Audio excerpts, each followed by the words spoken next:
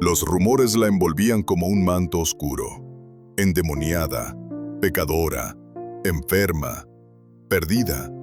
Así susurraban al verla cruzar las calles polvorientas de Magdala. Su verdadero nombre era María, pero pocos la llamaban así. A los ojos de los demás, no era más que una sombra. Vivía sola, al borde del lago de Genesaret. 7 voces le hablaban en su mente. 7 cadenas la ataban el alma. Cada noche despertaba gritando, desgarrada por recuerdos que no eran suyos. O quizás sí. Gritos, fuego, traición, abandono. Era como si llevase el peso de 1000 vidas que no vivió. Una mañana el viento trajo consigo algo distinto. Los pescadores murmuraban de un hombre que sanaba y que hablaba con poder. Decían que iba camino a Cafarnaúm, que pronto pasaría cerca. Con el cabello suelto y los ojos encendidos por una mezcla de temor y esperanza, María corrió.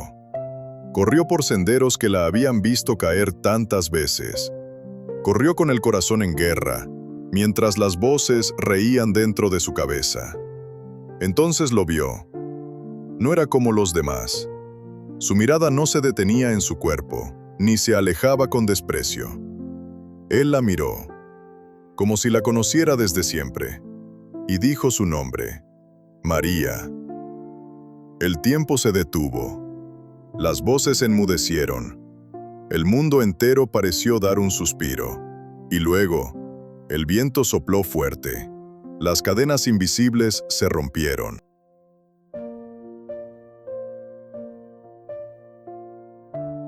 Cuando las voces se extinguieron, María cayó de rodillas. El suelo era duro, pero por primera vez en años sentía paz. Jesús no la tocó, no alzó la voz, no realizó ningún gesto grandioso. Solo la llamó por su verdadero nombre. Y en ese momento fue como si la luz hubiera entrado en su alma por primera vez. Desde aquel día lo siguió, no como una sombra, sino como discípula. Aprendía, escuchaba, ayudaba. Fue testigo de milagros que estremecían aldeas enteras. Leprosos sanados, paralíticos corriendo, niños resucitados. Pero más que los milagros, María se aferró a las palabras que cambiaban el corazón. Palabras que hablaban de amor sin condiciones, de dignidad, de un reino donde los últimos serían los primeros. Muchos aún murmuraban a sus espaldas, pero ella ya no era esclava del pasado. Los otros discípulos comenzaron a aceptarla, aunque a veces costaba. Pedro, con su carácter firme, dudaba de su lugar. Judas la observaba con desconfianza, pero Juan veía lo mismo que ella, la verdad en los ojos del Maestro. Una noche, mientras descansaban en Betania, Jesús les habló en voz baja, habló de muerte, de traición, de una cruz. María sintió que el frío regresaba. No podía perderlo, no ahora, no después de haberlo encontrado, así que tomó una decisión. Al día siguiente, mientras los demás discutían entre ellos sobre quién sería el más grande, María se acercó en silencio. Llevaba entre sus manos un frasco de alabastro, repleto de nardo puro, el perfume de los reyes, el símbolo de lo eterno. Lo rompió a sus pies. El perfume llenó toda la estancia. Jesús cerró los ojos como si reconociera el gesto. Pero otros protestaron. ¡Qué desperdicio!, gritó Judas. Podríamos haber vendido eso y dado el dinero a los pobres. Jesús alzó la mano con una calma que callaba tormentas. Déjenla, lo ha hecho para mi sepultura, y donde quiera que se anuncie el Evangelio, se hablará de ella. Y mientras todos quedaban en silencio, María lo miraba sabiendo que la oscuridad regresaría, pero que ya no tendría poder sobre ella.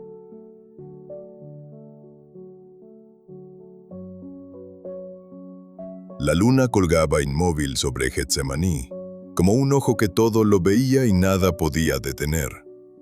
María no dormía. Desde lejos, observaba a Jesús en oración, doblado como un olivo viejo, mientras gotas de sangre marcaban la tierra. El aire pesaba. La traición se acercaba con pasos suaves y seguros. Y entonces, El caos. Antorchas, gritos, espadas desenvainadas. Judas, con un beso que heló la sangre. Jesús, entregado sin resistencia. La mayoría de los discípulos huyeron, como hojas llevadas por el viento. Pero ella no. María lo siguió de lejos. Caminó entre sombras y piedras, oculta, con el corazón desgarrado. En cada rincón del juicio de Jesús, su figura era una llama temblorosa, pero persistente. Vio cómo lo azotaban, cómo se burlaban, cómo le colocaban una corona que no era de gloria, sino de espinas. Y luego, el Gólgota. El sol temblaba y la tierra parecía rechazar cada paso que Jesús daba cargando la cruz. María estaba allí. Ya no como la mujer rota de Magdala, sino como un pilar que no se quebraba. Se acercó a su madre, María, que apenas podía mantenerse en pie, y la sostuvo con fuerza. Los clavos, el martillo, el silencio que siguió fue peor que cualquier grito. Jesús, colgado entre cielo y tierra, la buscó con la mirada.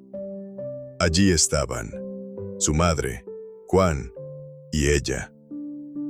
No hubo reproches, no hubo quejas, solo palabras que marcaron la eternidad. Mujer, ahí tienes a tu hijo. Juan, ahí tienes a tu madre. Y cuando exhaló su último aliento, el cielo se rasgó como un velo. María cayó de rodillas. No gritó, no huyó. Solo dejó que las lágrimas brotaran, mientras el mundo parecía apagarse. Pero en lo más profundo de su ser, una chispa ardía. Él había prometido que resucitaría.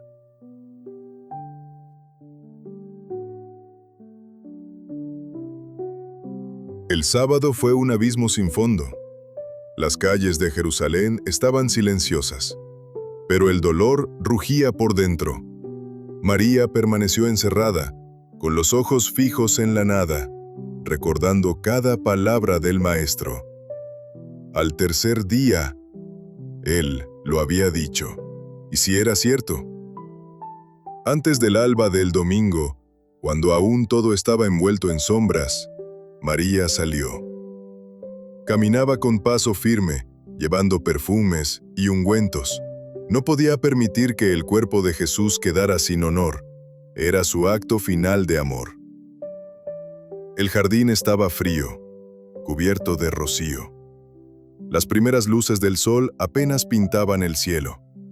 Pero al llegar al sepulcro, la piedra estaba removida. El corazón le golpeó el pecho. Corrió, tropezó, buscó. Pedro y Juan llegaron después, vieron el sudario y se fueron. Pero ella no. Ella se quedó. Lloró frente a la tumba vacía, sin entender, sin rendirse, hasta que una voz la llamó de nuevo. «Mujer, ¿por qué lloras?» Creyó que era el jardinero. Su voz era suave, desconocida, hasta que volvió a hablar. «María». Y fue como si el universo renaciera en ese instante. Lo reconoció. Era él, vivo, resplandeciente, triunfante.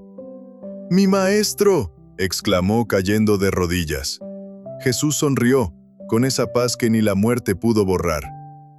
«No me retengas. Ve y diles, yo estoy vivo». María corrió como nunca antes, el mismo camino que una vez cruzó para encontrarlo en la desesperación, ahora lo recorría encendida por la esperanza. Sus pies descalzos golpeaban el polvo, sus lágrimas ya no eran de tristeza, sino de gozo. Irrumpió en el lugar donde los discípulos se escondían.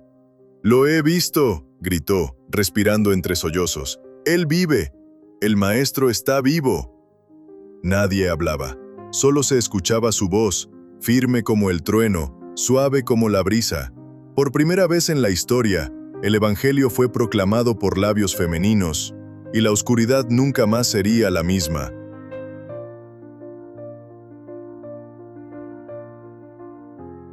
Los días siguientes fueron una mezcla de gloria y peligro. Jesús se apareció muchas veces, en el camino a Emaús, en la barca, en la casa cerrada, pero siempre volvía a ella, en el recuerdo, esa primera palabra pronunciada en el jardín, María. Ya no era la mujer marcada por demonios, ni por murmuraciones. Era la apóstol de los apóstoles. Aquel título, sin corona ni trono, la convertía en un pilar del naciente reino. María no predicaba con poder de espada, sino con testimonio ardiente. Su historia era llama viva que encendía otras almas. Viajó por aldeas compartiendo lo que había visto, al crucificado vivo. Algunos reían, otros lloraban, muchos creían.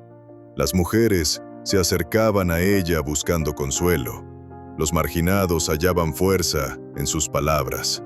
Los apóstoles, en momentos de duda, la escuchaban en silencio. Su fe no tambaleaba. Ella había visto la tumba vacía. Había escuchado su nombre en labios eternos. Con el paso de los años, el recuerdo del Maestro no se desvaneció.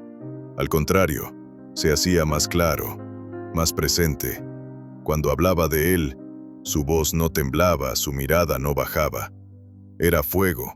Un día, al atardecer, María caminó sola hacia el borde de un monte, donde el sol bañaba las piedras en oro. Allí, cerró los ojos y sonrió, porque en lo profundo de su alma escuchó, una vez más, la voz que la había salvado, María. Y entonces supo que su tiempo había terminado, no de morir, sino de vivir para siempre, porque la historia de María Magdalena no terminó en la tumba, sino que comenzó en el jardín, y cada vez que alguien pronuncia su nombre con esperanza, el eco de aquella voz resuena en el alma del mundo, María.